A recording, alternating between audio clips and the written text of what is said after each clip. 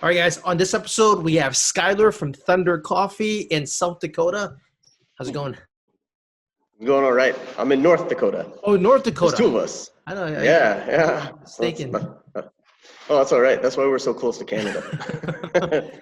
So Skyler, tell us more about yourself and also of Thunder Coffee, your coffee company. All right. Well, so I grew up kind of over by Montana, only 60 miles from the Canadian border. So I've kind of lived close to the Canadian border my whole life. Moved over to North Dakota, and I've been here for the last 20 years. Came here for college and just stayed. So I've started out my professional career as a police officer. So I did that for just a shade under 10 years, and then left law enforcement and kind of hopped around for a little while trying to figure out what I wanted to be when I grew up, and went out and worked in the oil fields for a little while, and then ended up making my way back here. And really around 2016 kind of started getting into coffee a little bit and kind of understanding a little bit more of the craft side of coffee, and that it could actually be a pretty enjoyable product. My previous experience with coffee prior to that was as a night shift police officer at the gas stations, and it's not the same. It doesn't taste the same. So actually around that time, early 2017, I got a hold of my brother who's 14 years younger than me, and we kind of floated this idea of starting a coffee business together back and forth for a while. And in early 2017, I called him and asked him politely not to enroll in his senior year of at his university, and so he didn't. He came up. I told him worst case scenario is I'll waste your summer and you can go back and finish up your degree. And he never. We've just continued to grow and continued to stay busy. So he's been here. We've been business partners from the get-go, along with my wife. So it's a family business. Yeah. Yes. Yep. So how was this trend? This is interesting. How was this transition from police officer into business? Oh, it was pretty Like the mindset challenging. was like it's totally different, right? Well, it can be, and I still get teased for either looking like a cop or having body language like a cop, or that I guess that part is a little more difficult to shake. But going from a job where, say this nicely or respectfully, you won't your entire, unless you're an investigator or something like that, your entire shift is from the time you clock in to the time you punch out. And when you are done with that, outside of a court hearing or something like that, your job is done for the day, right? Someone's there to pick up the next call and take care of it for their shift. In business ownership, that is not the same thing at all, right? Mm-hmm. If you're not the one working, nobody else is going to do it for you. And the thing that has continued to surprise us, especially as new business owners, is that just how much we're learning at every turn, that there's always something else. There's always some other regulation. There's always some other law or ordinance or tax that we have to pay. There's always something. And so having the discipline to actually stick to it, figure out those things, adapt and move forward, was completely different than my work as a law enforcement officer. That, and everybody's always happy to get their coffee in the morning, and not everybody is super excited when the cops show up. So generally, people are a lot more excited to see me. You get more smiles. Yeah. I just want to go deeper on this subject here. Now, like, what have you brought from learning as a police officer to business? Is there any tactics, if that's the right word?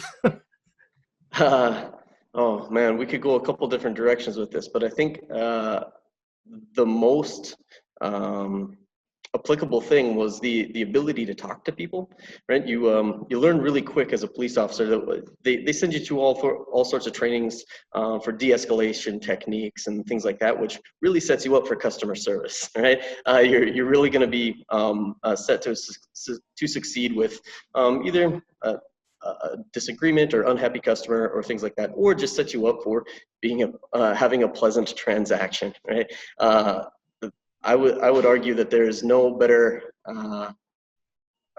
way to set yourself up for that than to practice doing consent searches, right? Getting somebody consent to let you search their vehicle when you don't have probable cause. That is all customer service, and that is all directly related over into maybe the interactions here. That being said, the intent behind all of that stuff is completely different. The intent behind why we wanted to start a coffee shop was really because we wanted to be of service to people. We really have a heart for our community, and we have a heart for creating a space where people can be themselves and people can connect regardless of their background or what their job is or anything like that. So we've really done I'm proud of the job that we've done in creating a safe space, but those de-escalation techniques, those are coming pretty handy.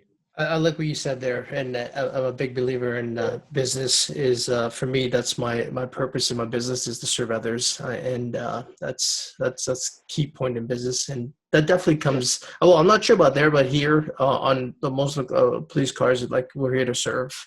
So it's a very important thing, and I think from the show Cops itself, to serve and protect, right? Yeah, well, and I think it's a different kind of service. So when I immediately got into law enforcement, that was my goal. Is I wanted to get into. I remember saying it in job interviews. Is I want to do this because I want to help people. And I'm not discounting the work that law enforcement or police officers do. It is difficult work, and they are serving their community. But I was always a little unhappy in the way that service would come about, especially as a night shift police officer. Right? The work isn't always appreciated, right? Yeah, you've seen the worst of people. You've seen them tired. You see them, whenever police show up, they're showing up not to put a smile on somebody's face. They're coming there to protect the public, and also to to help whoever has called them. And sometimes they're not coming friendly.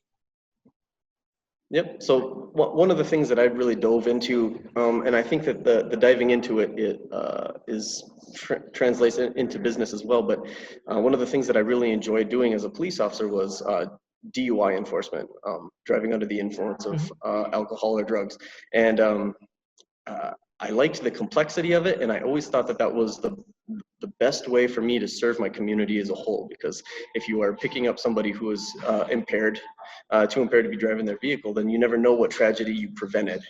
And I always thought that was a great way to serve the community. Now the byproduct of that is that it's not super popular to be that guy. Yeah, but it's popular for the parents sitting at home waiting for the kids to show up, or for the spouse or whoever it is, right? So. Yep. So then I've always just kind of chased that feeling of wanting to be of service to somebody and wanting to provide value to people, and that's kind of what we modeled our whole business around. We've got it actually plastered on the window just to my left. Kind of our three core values is, and it reads real nice. It's community-driven coffee. Community is the top one. We believe in giving back to our community, to providing the space for our community, and giving genuine service to people. And that was always what I was chasing after in law enforcement. So it was a direct transition. But this time I get to do it the way that I like. Yeah, exactly. Let's step over into Thunder Coffee. So, well, there's a pandemic worldwide right now with COVID-19. How are you guys adjusting to that over this last 2 months, or maybe longer over there? How's business been? Yeah. So one of the nice things about being so insulated in the continent is that we're one of the last ones for things like this to hit.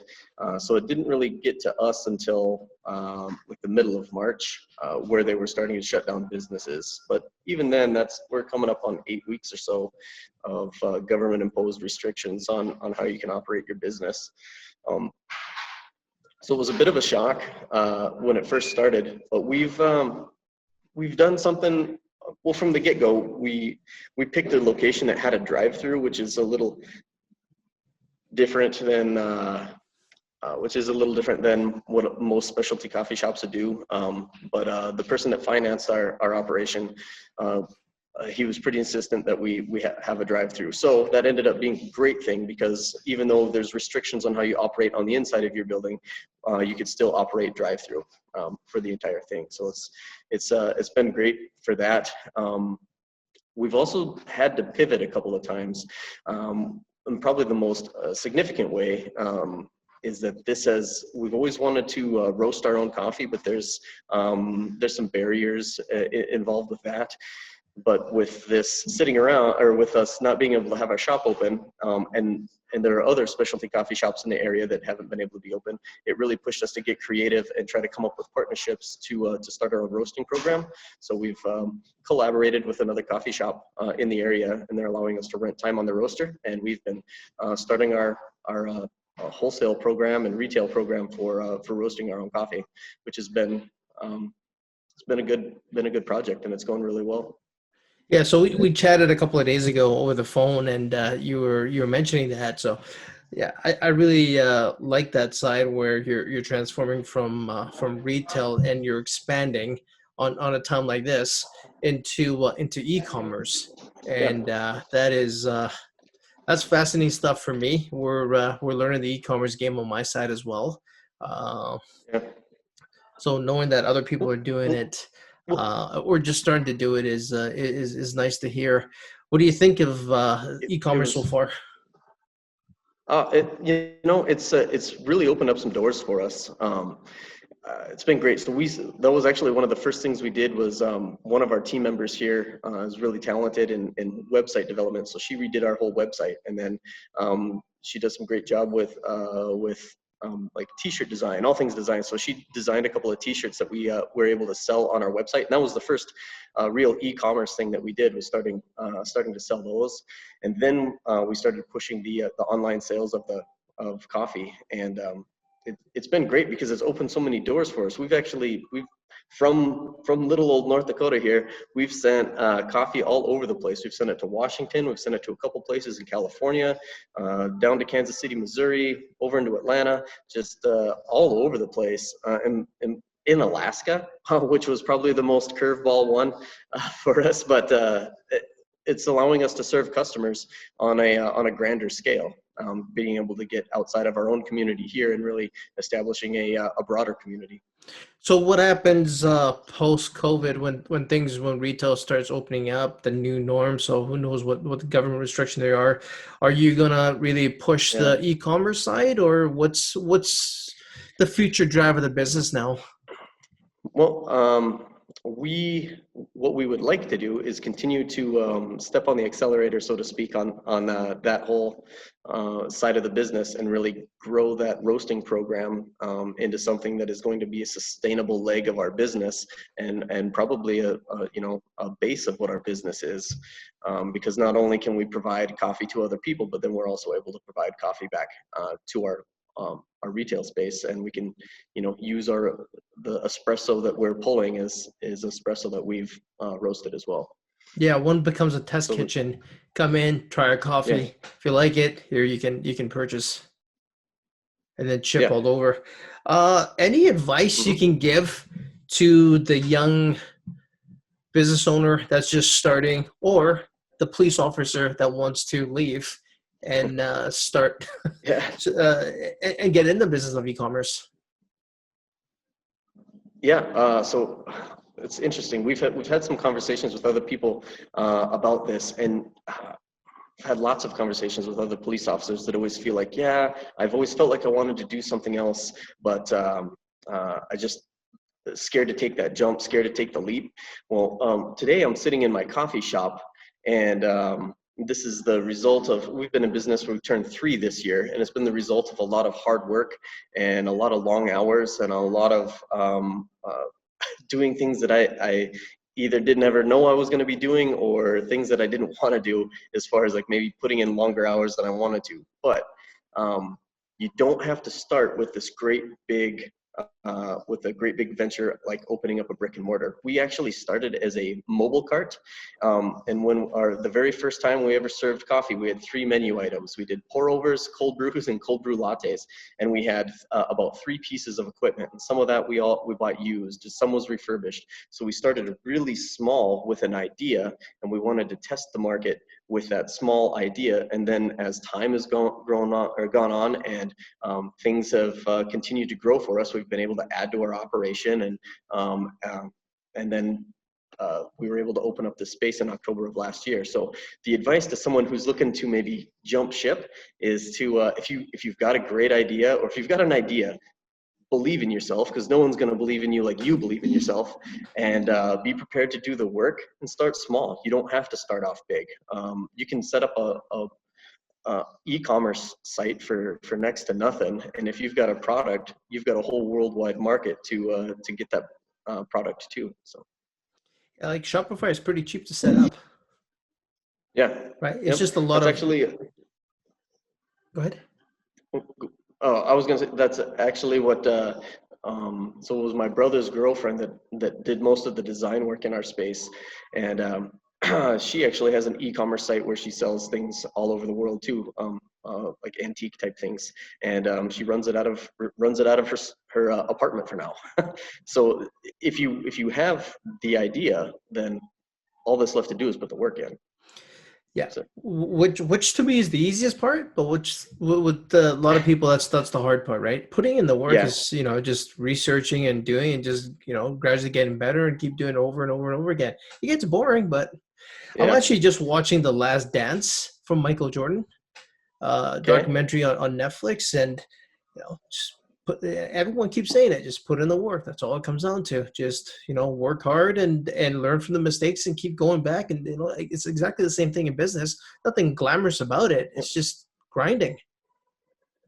Yeah. So I used to do I used to go into the county jail here and give a presentation to some of the inmates about how to be successful when they come out. And that was always one of the things that we told them was, you may have to change some of your priorities. You may not be able to hang around in the same places with the same people. But if you have a goal and an idea, then you just need to put your nose to the grindstone. There are people that'll be there to support you, but no one's going to do the work.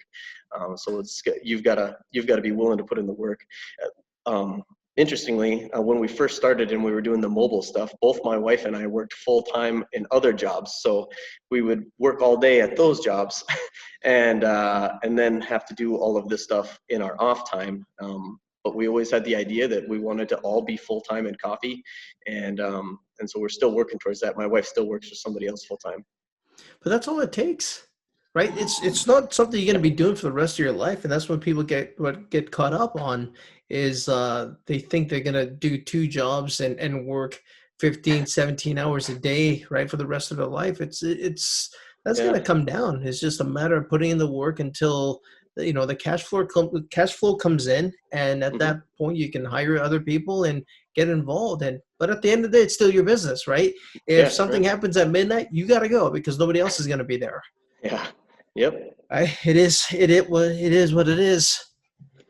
Hey, Skyler, thanks for joining us for the podcast. How do people get a hold of you and purchase your coffee?